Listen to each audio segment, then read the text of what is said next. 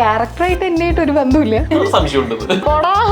ഡയറക്ടറിനെ കുറിച്ച് രണ്ടു വാക്ക് പറയും. ഇടയ്ക്കിടയ്ക്ക് ചളി ക്വസ്റ്റ്യൻസ് ഒക്കെ നമ്മൾ നേരിടേണ്ടിയിരിക്കുന്നു. അങ്ങനെ ഒരു ബുദ്ധിമുട്ട് മാത്രമേ ഉള്ളൂ. എന്താണ് കുട്ട അങ്ങനെ ഇരിക്കും. ഷോർട്ടിന്റെ ഇടയ്ക്കൊക്കെ വന്നിട്ട് അതെ പുതിയൊരു സാധനം കിട്ടിയിട്ടുണ്ട്, അത് ഞങ്ങൾ കംപ്ലീറ്റ് അലമ്പ് ആ ഒരു വൈബിൽ പോയിക്കൊണ്ടിരിക്കുന്നത്. വള്ളി, എല്ലാ വള്ളികളും വള്ളി വേണോ? ഏത് ടൈപ്പ് വള്ളി? ചേട്ടൻ പ്ലാൻ ചെയ്യുന്നുണ്ട് അടുത്തൊരു വള്ളി. അതെ, ഡയറക്ടറിനെ ഞാൻ മറ്റേത് 2-3 കോൾ കിട്ടും. ഇവിടെ നോക്കൂ, ഇവർക്ക് ഇത്ര റേറ്റിംഗ് ഒക്കെ ഇല്ല, ഒന്ന് താഴട്ടെ. അവിടെ ഒരു വള്ളി വീണു, വെള്ളി വീണു. വേറൊരു ക്യാരക്ടർ പിക്ക് ചെയ്യാൻ ഒരു ഓപ്ഷൻ തരുവാണെങ്കിൽ? എനിക്ക് ജോമോന്റെ ക്യാരക്ടർ, ജോമോൻ ചെയ്യുന്ന ഭയങ്കര ഇഷ്ടമായതുകൊണ്ട് ഞാൻ ജോമോൻ ചെയ്യുമ്പോ മീനാക്ഷിക്ക് ജോമോനെ അതെല്ലാവർക്കും അത് തന്നെ ആയിരിക്കും. ജോമോനെ കുറിച്ച് ഞാൻ കേൾക്കുന്നത് 18ാം പടി മുതൽ കേൾക്കുന്നത്. അന്നോട്ടേ ജോമോന്റെ ഇതേ പെർഫോമൻസ് പരിപാടികളൊക്കെ അവിടെ ഓഫ് സ്ക്രീൻ പെർഫോമൻസ് ഞാൻ കേട്ടിട്ടുള്ള. മൊറട്ട് സിംഗിൾ ആരുമില്ല ഇവിടെ. ഈ biopic of a billion boys എന്തുകൊണ്ടാണ് ഗേൾസിന്റെ അങ്ങനത്തെ ഒരു അടുത്ത പടം വരുന്നുണ്ട്, ഞങ്ങൾ തന്നെയാ നായികമാര്. Welcome guys. Thank you so much for giving us this time. ആദ്യം തന്നെ നമുക്കിത് പരിചയപ്പെടാം. ഇത് ശ്രുതി, എന്റെ പേര് ശ്രുതി എന്നാണ്. സിനിമയിലെ വാഴയില് ഞാൻ ഡെയ്സി എന്ന് പറയുന്ന ഒരു ക്യാരക്ടറാണ് ചെയ്തത്. ഫസ്റ്റ് ഫിലിമാണ്, ഡെബ്യൂ മൂവിയാണ്. റൈറ്റ്. ചേട്ടനെ പിന്നെ എല്ലാവർക്കും അറിയാം ഓൾറെഡി. ആനന്ദ് ചേട്ടൻ എല്ലാവർക്കും അറിയാം. And here Meenakshi.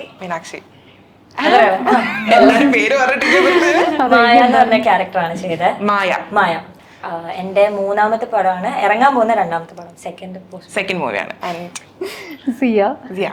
ഇതിനകത്ത് റീത്ത എന്ന് പറഞ്ഞ ക്യാരക്ടറാണ്. സോ എങ്ങനെയാണ് ഈ മൂവിയിലേക്ക് വന്നത്? എങ്ങനെയാണ് പിന്നെ അതിന്റെ ഒരു എക്സ്പീരിയൻസ് എങ്ങനെയായിരുന്നു? ഞാൻ വന്നത്, എനിക്ക് വിപിൻ സാറ് മെസ്സേജ് അയച്ചിട്ടാണ്. അപ്പോൾ സാറ് ആയിട്ടാണ് കോണ്ടാക്ട് ചെയ്തത്. സാറിനെയാണ് മീറ്റ് ചെയ്തത് അല്ലേ? അങ്ങനെയാണ് കാസ്റ്റ്. എങ്ങനെയായിരുന്നു സെറ്റിലുള്ള ഒരു എക്സ്പീരിയൻസ് ഈ മൂവിയുടെ? ഫസ്റ്റ് മൂവി ചെയ്യുമ്പോൾ ഉള്ളൊരു ആ ഒരു ടെൻഷൻ കാര്യങ്ങൾ അത് അങ്ങനെയൊക്കെ ഉണ്ടായിരുന്നോ? ഓഫ് കോഴ്സ് ഉണ്ടായിരുന്നു, ഡെഫിനറ്റ്ലി ഉണ്ടാവും. കാരണം ഒന്നും അറിയില്ല, ഒരു ലൈക്ക് അങ്ങനെ ഒരു സെറ്റ് കണ്ടിട്ട് പോലും ഇല്ല. അപ്പൊ അങ്ങനെ വരുന്ന സമയത്ത് നമുക്ക് എല്ലാം ഒരു പുതുമയായിരിക്കല്ലോ. അതെ. അപ്പൊ അത് നല്ലൊരു എക്സ്പീരിയൻസ്. അപ്പൊ അങ്ങനെ നെർവസ് ആയിട്ട് വന്നിട്ട് ഏറ്റവും കൂടുതൽ ഈ സെറ്റിൽ കംഫർട്ടബിൾ ആക്കിയ ആളാരാണ്? ഡെഫിനറ്റ്ലി ആനന്ദായിരിക്കും. ആനന്ദായിരിക്കും, വേറെ അങ്ങനെയല്ല. Like very good. ഞാൻ പറഞ്ഞില്ലേ, ഞാൻ പറയണ പോലെ പറയുന്നില്ലേ?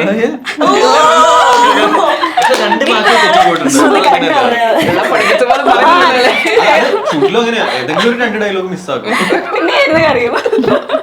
അത് ശരി. കരയേണ്ട അവസ്ഥകളൊക്കെ ഉണ്ടായോ? അതുകൊണ്ടാണ് ഞാൻ ഭയങ്കര കംഫർട്ടബിൾ ആക്കി. ഒരു പ്രശ്നമില്ല.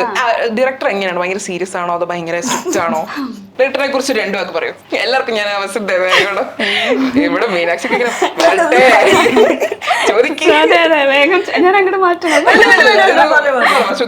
ഡയറക്ടറിനെ കുറിച്ച് പറയുകയാണെങ്കിൽ നമ്മള് ഏറെക്കുറെ ഇപ്പൊ വിപിൻ സാറിനെ ആലോചിക്കുമ്പോൾ എനിക്ക് കുറച്ചുകൂടെ സീനിയർ ആണല്ലോ. അപ്പൊ ഒരു സാറിനെ കുറിച്ച് എനിക്ക് ഇപ്പോഴും കാണുമ്പോ ഒരു അതിനെ കാണുമ്പോ റെസ്പെക്ട് ഇല്ല എന്നല്ല, പക്ഷെ നമ്മളൊരു ഇതാകുമ്പോ തമാശയും കാര്യങ്ങളൊക്കെ ആകുമ്പോ കുറച്ചുകൂടി കംഫർട്ടബിൾ ആണ് വർക്ക് ചെയ്യാൻ. എന്നുവെച്ചാൽ ആ ഏജ് ഗ്രൂപ്പ് ഒന്നായതുകൊണ്ട് ആണ് മെയിൻ. എനിക്ക് നമുക്കൊരു ഫ്രീ ആയിട്ട് വരുമല്ലോ. ഇനി സത്യം പറയൂ. ഭയങ്കര അടിപൊളിയായിരുന്നു. ഞാൻ സീരിയസ് ആവാൻ പോകും. ഇല്ല, ആനന്ദ് ഭയങ്കര അടിപൊളിയായിരുന്നു.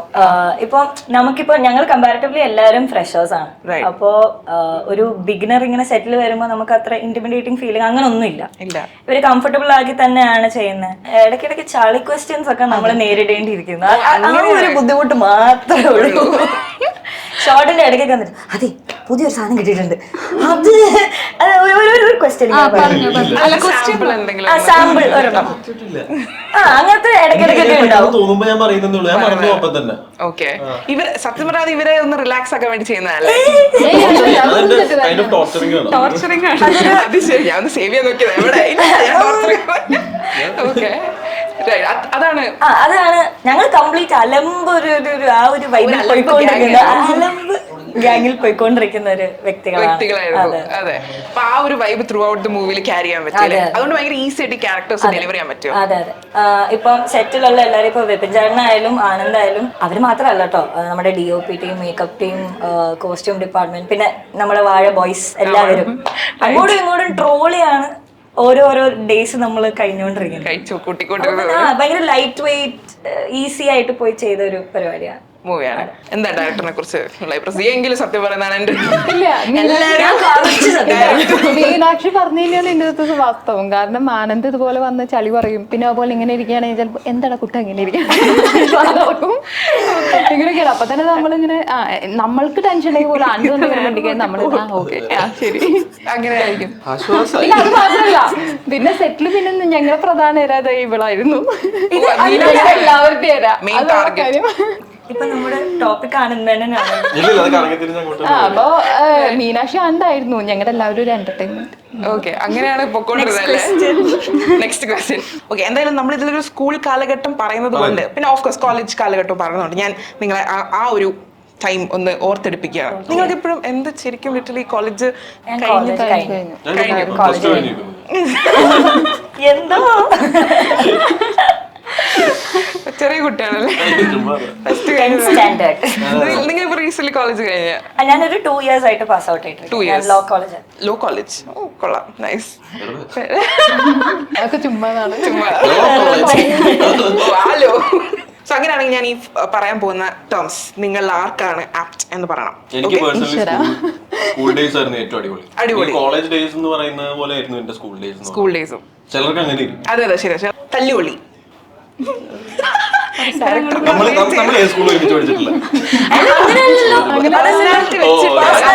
ഇപ്പൊ കാണിച്ചില്ലേ, അതുകൊണ്ട് ഇത് ഡയറക്ടർക്കാണ് ആ പേര് ചെയ്തത്. അതെന്തുകൊണ്ട് ഡയറക്ടർ അങ്ങനെ തല്ലുകൊള്ളി? ഞാൻ പറഞ്ഞില്ലേ നേരത്തെ, ഞങ്ങൾ അലമ്പ് ആ ഒരു പിന്നെ മറ്റേ ചളി പറയുന്നത് കൊണ്ട് അങ്ങനെയായിരിക്കും. ബാക്ക് ബെഞ്ചർ അത് ഞാന് ആണ്. ബാക്ക് ബെഞ്ചർ ആണ്. അതെ അതെ.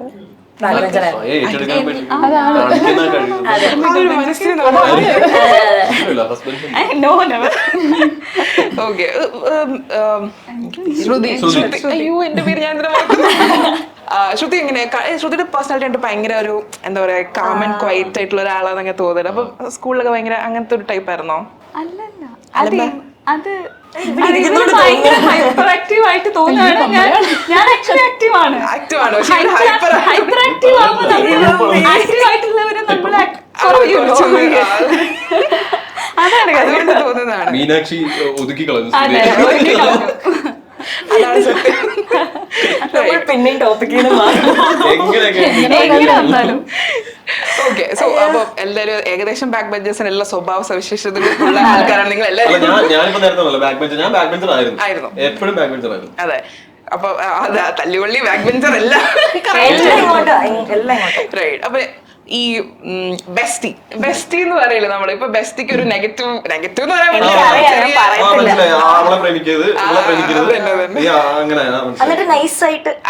അതന്നെ കണ്ട കറക്റ്റ് അങ്ങനത്തെ ഒരു ടാഗ് ആർക്കെങ്കിലും കൊടുക്കാണ്ടോ? മീനാക്ഷി എനിക്ക് പ്രേമിക്കാറില്ല. ഇവൾക്ക് പ്രേമിക്കാത്ത. ഓക്കെ, അപ്പൊ എന്തുകൊണ്ടാണ് മീനാക്ഷിക്ക് അങ്ങനെ ഒരു ടാഗ് കൊടുക്കുന്നതെന്ന് പറയാം. അതിവര് വെറുതെ അല്ല, അങ്ങനെ ചുമ്മാ കൊടുത്താണ്. പക്ഷെ അങ്ങനെ റിലേറ്റബിൾ ഒന്നും അല്ല. ഓക്കെ, സമ്മതിച്ചു. Always committed. അതായത് റിലേഷൻഷിപ്പിൽ തന്നെ അങ്ങനെ ഇരിക്കുന്ന ഒരാൾ ശ്രുതി. ഓക്കെ, ഇത് കഴിയുമ്പോ ശ്രുതി നിങ്ങളെല്ലാരെയും ഒന്ന് കാണണം. ഓക്കെ, ഇനി മൊരട്ട് സിംഗിൾ കേട്ടിട്ടില്ല? കട്ട സിംഗിൾ നമ്പർ ഒന്നും. ആരാ മൊരട്ട് സിംഗിൾ? ആരുമില്ല ഇവിടെ. എല്ലാവർക്കും ആ ടാഗ്. അതെ അതെ അതെ. എനിക്ക് മീനാക്ഷി ഈ ടാഗ് സിംഗിൾ ആയിട്ട് സിംഗിൾ ഇട്ടോളൂ. സിംഗിൾസ് ആണ് നമ്മൾ അങ്ങനെ. പക്ഷെ ഇവരെട്ടൊരു മിനിറ്റ് ഉള്ളൂ. ചേട്ടൻ അതിന് നോ കമന്റ്സ് ഒന്നും പറയില്ല എന്നുള്ള രീതിയിൽ. റൈറ്റ്. ഓക്കെ, പഠിപ്പി ആരാണ് ഏറ്റവും എന്തിനാ എല്ലാരും ക്യാരക്ടറില് സിനിമയിൽ ഞാനായിരിക്കും പഠിക്കും. അല്ലെങ്കിൽ അങ്ങനെ ഒരു ഞാൻ നേരത്തെ കുറച്ച് ബുദ്ധി കൂടുതൽ കുറച്ച് മെച്ചുവേർഡ് അത് നല്ലൊരു കോംപ്ലിമെന്റ്. Take it. ഓക്കെ, വള്ളി, അതായത് എല്ലാ വള്ളികളും പിടിക്കും. വള്ളി വേണോ? ഏത് ടൈപ്പ് വള്ളി?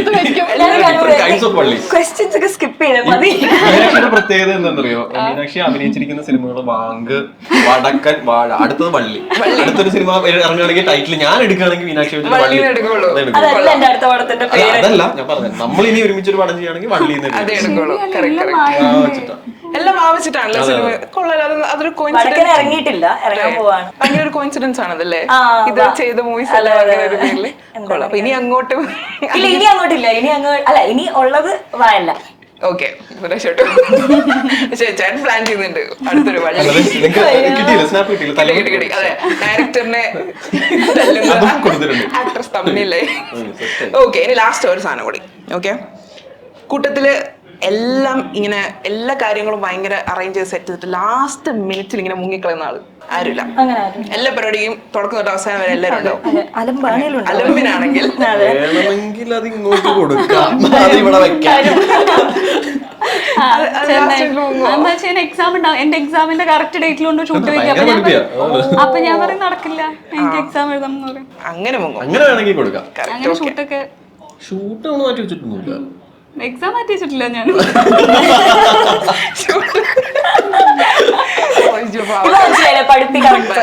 എക്സാം അല്ലേ, എക്സാമിന് മാത്രമേ. ഓക്കെ, ഏതായാലും ആ സെഗ്മെന്റ് ഞാൻ ഇവിടെ അവസാനിപ്പിക്കാം. കുറെ ടാഗ്സ് തരായിരുന്നു പിന്നെ. Okay, nice. അപ്പം ഈ സിനിമയുടെ, അതായത് ഈ സിനിമ നമ്മൾ ഓൾറെഡി പറഞ്ഞില്ല, എല്ലാവർക്കും ഭയങ്കര റിലേറ്റബിൾ ആയിട്ടുള്ള ഒരു സംഭവമായിരിക്കും എന്നുള്ളത്. നിങ്ങൾക്ക് ഓരോരുത്തർക്കും ഇതിനകത്ത് റിലേറ്റ് ചെയ്യാൻ പറ്റിയ എന്തെങ്കിലും ഒരു മെമ്മറി? എനിക്ക് മെമ്മറീസിനേക്കാളും കൂടുതൽ ഞാൻ ഓരോ കാര്യത്തിൽ എൻഗേജ്ഡ് ആയിരുന്നു. എന്നെക്കാളും കൂടുതൽ മെമ്മറീസ് ഉള്ളത് ഇവർക്കായിരിക്കും, സെറ്റിലെ മെമ്മറീസ് ഉള്ളത്. റിലേറ്റബിൾ ആയിട്ടുള്ള കാര്യം എന്ന് പറയാനായിട്ട് എനിക്ക് ഇതിനകത്ത് പറഞ്ഞല്ലോ, ഇപ്പം സിജുവിന്റെ ക്യാരക്ടർ എനിക്ക് ഭയങ്കര റിലേറ്റബിൾ ആണ്. സിജു ചെയ്തിരിക്കുന്ന ക്യാരക്ടർ അതെനിക്ക് ഭയങ്കര റിലേറ്റബിൾ ആണ്. പിന്നെ എന്റെ ഫ്രണ്ട് സർക്കിളിലുള്ള കുറെ കാര്യങ്ങളും ഈ പടത്തിലെ ഇവരുടെ ഫ്രണ്ട് സർക്കിളിലുള്ള കുറെ കാര്യങ്ങളും ഭയങ്കര റിലേറ്റബിൾ ആണ്. റൈറ്റ്, നിങ്ങൾക്കോ? ഇത് മെയിൻലി ബോയ്സിനായിരിക്കും കുറച്ചുകൂടി റിലേറ്റ് ചെയ്യാൻ പറ്റുന്നത്. അവർക്കായിരിക്കും നമുക്ക് ഉണ്ട്, നമുക്ക് നമ്മൾ ചെയ്യുന്ന ക്യാരക്ടറും നമുക്ക് റിലേറ്റ് ചെയ്യാൻ പറ്റുന്നത് തന്നെയാണ്. അതെ. എന്താണ് ഈ biopic of a billion boys, എന്തുകൊണ്ടാണ് ഗേൾസിന്റെ അങ്ങനത്തെ ഒരു അടുത്ത പടം വരുന്നുണ്ട്, ഞങ്ങൾ തന്നെയാ നായികമാര്. ഓക്കെ, ടാഗ് നമ്മുടെ പേരെന്തായാലും biopic of a billion girls ഒരു വരുന്നുണ്ട്. വാഴയൻ വള്ളി. ഇത് അത് നല്ലൊരു പരിപാടിയാണ്. ഉറപ്പിച്ചല്ലേ? നമുക്ക് ഇപ്പൊ തന്നെ അനൗൺസ് ഓക്കെ. പക്ഷെ അങ്ങനെ ഒരു സാധനം ചെയ്യണം കേട്ടോ. അത് അല്ലാതെ, കാരണം ഗേൾസിനും അങ്ങനെ റിലേറ്റ് ചെയ്യാനുള്ള ഒരു സാധനം വേണം. ഒരു ഗേൾ ഉണർന്നു, അപ്പൊ എന്തായാലും ചെയ്യണം. അതെ അതെ, പ്രതികരിക്കും, ഞാനൊക്കെ പ്രതികരിക്കും. റൈറ്റ്. അപ്പൊ അത് മീനാക്ഷിക്ക് അങ്ങനത്തെ ഒരു എലമെന്റ് പറയും. എനിക്ക് ആക്ച്വലി സെറ്റിലെ മെമ്മറീസ് ആണ് റിലേറ്റബിൾ ആയിട്ട് കൂടുതൽ തോന്നിയിട്ടുള്ളത്. കാരണം എല്ലാവരും ഒരു ജോളി ആയിട്ട് നമ്മളെല്ലാവരും ഒരുമിച്ചുണ്ടായിരുന്നു. ഇപ്പൊ ഞാനൊരു ചെക്കനെ പോലെയാണ് ഇവരുടെ കൂടെ എല്ലാം നടന്നുകൊണ്ടിരുന്നത്. മുടിയില്ല, അങ്ങനെയാണ് നടന്നുകൊണ്ടിരുന്നത്. സോ അതായിരുന്നു എനിക്ക് കൂടുതൽ റിലേറ്റബിൾ. ഞാൻ കോളേജിലും അങ്ങനെയൊക്കെ ഒരു ടൈപ്പ് ആയിരുന്നു. അല്ലല്ല, കോളേജ് അല്ലല്ല, അങ്ങനെയല്ല. കോളേജിൽ എനിക്ക് മുടിയൊക്കെ ഇട്ടായിരുന്നു. ഞാൻ ഫെമിനിൻ എനർജി ഒക്കെ ഉള്ള ഒരു കുട്ടിയായിരുന്നു. പക്ഷെ എനിക്കിങ്ങനെ അവിടെ ഇവിടെയൊക്കെ മൂവിക്ക് വേണ്ടിട്ട് ഹെയർ ഇതാണോ? എന്റെ ഡെഡിക്കേഷൻ പറയും. ഞാൻ ഓഡിഷന് പോയപ്പോ ഇവര് പറഞ്ഞു ഇതിലും കുറവായിരുന്നു, ഇങ്ങനെ എങ്ങനെയായിരിക്കുന്ന മൂവിയില്. അപ്പൊ ഇത് വളർന്നതാ. ഇങ്ങനെ അങ്ങനത്തെ ഒരു ലുക്ക് വേണമെന്ന് പറഞ്ഞപ്പോ വിഷമം ഉണ്ടായിരുന്നു മുടി വെട്ടി കളയുമ്പോ? എനിക്ക് അങ്ങനെ വിഷമം. എന്റെ അമ്മ നല്ല വിഷമിച്ചു. അമ്മ ഇങ്ങനെ അങ്ങനെയൊക്കെ ഇരുപ്പുണ്ടാവും. Okay, nice. പക്ഷെ അത് നല്ല അപ്രീഷിയേറ്റ് ചെയ്യേണ്ട ഒരു പോയിന്റ് ആണ് ശരിക്കും.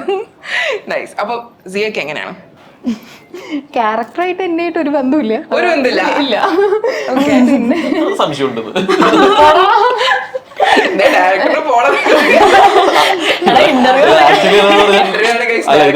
ആക്ച്വലി ഇപ്പൊ അവന്മാരും നമ്മളൊക്കെ കൂടെ കൂടുമ്പോ നമ്മളിത് സെറ്റ് എന്ന് പറയാനായിട്ട് ഓൾറെഡി ക്യാമ്പസ് ആണ്, ക്യാമ്പസിലാണ് ഷൂട്ട്. ഇവിടെ എല്ലാരും ക്യാമ്പസിൽ വരുന്ന പോലെ രാവിലെ വരും, രാവിലെ വന്നിട്ട് നമ്മളവിടെ ഇതാക്കിയിട്ട് ആ ക്യാമ്പസിൽ ഒരു 10 വണ്ടി ഉണ്ടാവും, അതിൽ ഒരെണ്ണം ഞാൻ ഓടിച്ചു മാറ്റിയിടും, ഇവന്മാർ അവിടെ അങ്ങനെയുള്ള പരിപാടി. അപ്പൊ മൊത്തത്തിൽ നമ്മൾ അവിടെ ആ ക്യാമ്പസ് മുകളിൽ തന്നെ. ഇവിടെ ഇപ്പൊ എല്ലാരും എടാ പോടാ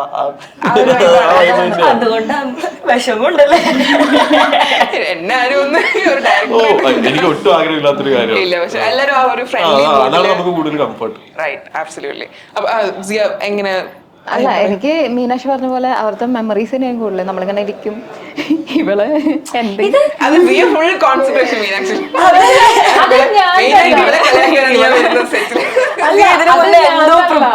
നമ്മള് അവിടെ ഉണ്ടായിക്കൊണ്ടിരിക്കാൻ നമ്മളിങ്ങനെ എല്ലാരും കൂടെ ഒരുമിച്ചിരിക്കുന്ന സമയത്ത് പുള്ളിക്കാരി എന്തെങ്കിലും കുറഞ്ഞു കിട്ടും, എന്തെങ്കിലും ചെറിയ സാധനം കുറഞ്ഞു കിട്ടും. പിന്നെ എല്ലാവരാണെങ്കിലും ഇവിടേക്ക് ഐ മീൻ ഞങ്ങൾക്കൊരു മെമ്മറി വരുമ്പോ മീനാക്ഷി, ഞങ്ങള് ഗുരുവാരമ്പലനട സെറ്റ് 2ാമത് പോയപ്പോൾ പക്ഷെ ഇവിടെ ചില സമയത്ത് സൈലോ മീനാക്ഷിയുടെ ഒരു കുറവുണ്ട്. അത് മീനാക്ഷിനെ ഭയങ്കര ആക്റ്റീവ് ആവും.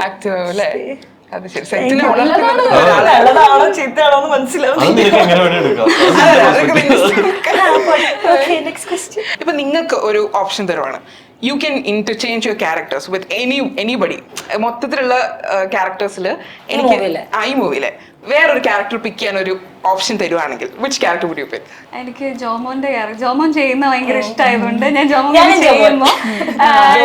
ജോമോൻ ഇങ്ങനെ ചെയ്യുമ്പോ നമ്മളിങ്ങനെ നമ്മള് കാണുന്ന സമയത്ത് തന്നെ നമ്മള് ചിരിച്ചോ, പക്ഷെ നമുക്കത് ചെയ്യാൻ പറ്റില്ല, അതൊരു കാര്യം. പക്ഷെ നമ്മളിങ്ങനെ ഒരു ഡ്രീമിൽ ഉണ്ടായിരിക്കും ഓക്കെ ഇങ്ങനെ നല്ല ഡ്രസ്സായിരിക്കും എന്നുള്ളത്. ജോമോന്റെ അതെല്ലാവർക്കും അത് തന്നെ ആയിരിക്കും.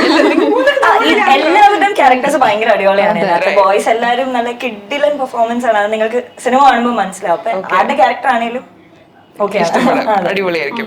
ചേട്ടൻ ഇതിനകത്ത് ഫേവറേറ്റ് പിക്ക് ചെയ്യാൻ പറഞ്ഞാൽ ഭയങ്കര ടഫായിരിക്കും. കാരണം എനിക്ക് ഫേവറേറ്റ് എന്ന് പറയാൻ എനിക്ക് ഞാൻ ഒന്നാമത്തെ കാര്യം ജോമോന്റെ കൂടെ ഞാൻ ഇതിനു മുമ്പ് ഞാനും ജോമോനും ഒരുമിച്ച് ചെയ്തോണ്ടിരുന്നതാണ്. ഗൗതമനിൽ ജോമോൻ ഉണ്ടായിരുന്നു. കല്യാണൊക്കെ ചിരി എന്നുള്ളൊരു വെബ് സീരീസ് ചെയ്തു ജോമോനെ ഞാനായിട്ട്. ജോമോനെ കുറിച്ച് ഞാൻ കേൾക്കുന്നത് 18ാം പടി മുതൽ കേൾക്കുന്ന. 18ാം പടിയിൽ എന്റെ സന്ദീപ് എന്ന് പറയുന്ന എന്റെ ഫ്രണ്ട് അവൻ ഉണ്ട്. അപ്പൊ അവൻ വന്നിട്ട് ഇടയ്ക്ക് പറയും ജോമോൻ എന്ന് പറയുന്ന ഒരാളുണ്ട്, നമ്മുടെ ഫ്രണ്ടാണ്. അന്നോട്ടേ ജോമോന്റെ ഇതേ പെർഫോമൻസ് പരിപാടികളൊക്കെ അവിടെ ഓഫ് സ്ക്രീൻ പെർഫോമൻസ് ഞാൻ കേട്ടിട്ടുള്ളതാണ്. അപ്പൊ അങ്ങനെ ജോമോനായിട്ട് വർക്ക് ചെയ്തിട്ടുണ്ട്, അമിതേനായിട്ട് വർക്ക് ചെയ്തിട്ടുണ്ട്. സിജോ ആയിട്ട് ഫസ്റ്റ് ടൈം ആണെന്നുണ്ടെങ്കിൽ എനിക്ക് അങ്ങനെ ഫേവറേറ്റ് എന്ന് പറയാൻ ഭയങ്കര പാടായിരിക്കും. അതായത് ഇവരെല്ലാരും ഇപ്പൊ ഞാൻ പറയാം, എനിക്ക് ഈ സിനിമയിൽ ഏറ്റവും കിട്ടിയിരിക്കുന്ന ഏറ്റവും വലിയ പോസിറ്റീവ് എന്താന്ന് പറഞ്ഞാൽ എനിക്ക് ഇവരുടെ എല്ലാം പെർഫോമൻസ് ആണ്. എല്ലാവരുടെയും പെർഫോമൻസ് ആണ് എനിക്ക് ഏറ്റവും കൂടുതൽ സിനിമയെ നിലനിർത്തുന്നത്. സ്ക്രിപ്റ്റ് പോലെ തന്നെ ഇതിനെ നിലനിർത്തുന്നത് ഇവരുടെ പെർഫോമൻസ് ആണ്. അപ്പൊ അതിലെനിക്ക് ഭയങ്കര ഡയമണ്ട്സിനെയാണ് കിട്ടിയിരിക്കുന്നത് എന്നാണ് എനിക്ക് പറയാനുള്ളത്.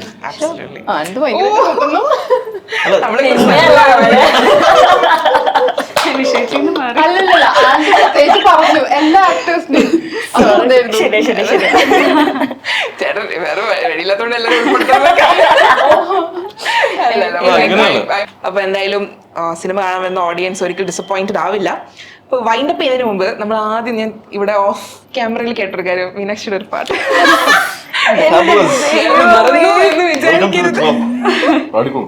മീനാക്ഷിയുടെ ഒരു പാട്ട് കൊണ്ട് നമ്മൾ ഈ ഇന്റർവ്യൂ വൈൻഡപ്പ് ചെയ്യുന്ന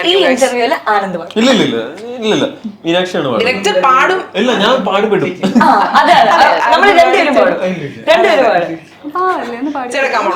ഞാൻ മറ്റേത് 2-3 കൊളാക്കിട്ട് ഇവിടെ കൊളാക്കൂ. ഇവർക്ക് ഇത്ര റേറ്റിംഗ് ഒക്കെ ഇല്ല, ഒന്ന് താഴട്ടെ കൊളാക്കൂ. കണ്ണാൻ തുമ്പി പോരാമോ, എന്നോടിഷ്ടം കൂടാമോ, നിന്നെ കൂടാതില്ലല്ലോ ഇന്നുള്ളിൽ പൂക്കാലം, കളിയാടാമേ കിളിമരത്തണലോലം, കളിയാടാമേ കിളിമരത്തണലോലം, കണ്ണാൻ തുമ്പി പോരാമോ, എന്നോടിഷ്ടം കൂടാമോ, നിന്നെ കൂടാതില്ലല്ലോ ഇന്നുള്ളിൽ പൂക്കാലം.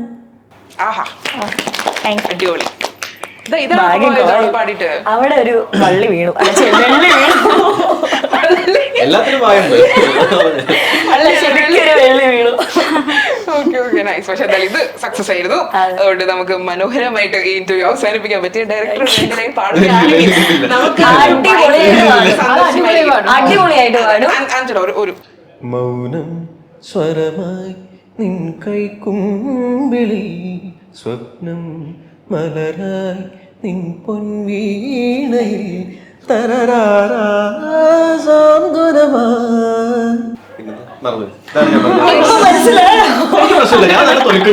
എനിക്കറിയില്ല. പക്ഷെ നല്ല രീതിയിൽ വരുമായിരുന്നു.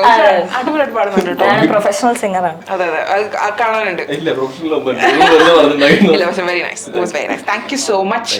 നമ്മുടെ റിക്വസ്റ്റ് മാനിച്ച് പാട്ടും പാടി, അതേപോലെ തന്നെ നിങ്ങൾ അങ്ങോട്ടും ഇങ്ങോട്ടും പണിക്ക് കൊടുത്തു. അതിനൊക്കെ വളരെ നന്ദി. അപ്പൊ എന്തായാലും നിങ്ങളുടെ സിനിമ ഒരു അടിപൊളി ഹ്യൂജ് ഹിറ്റ് ആവട്ടെ. All the very best. Thank you. Thank you so much guys.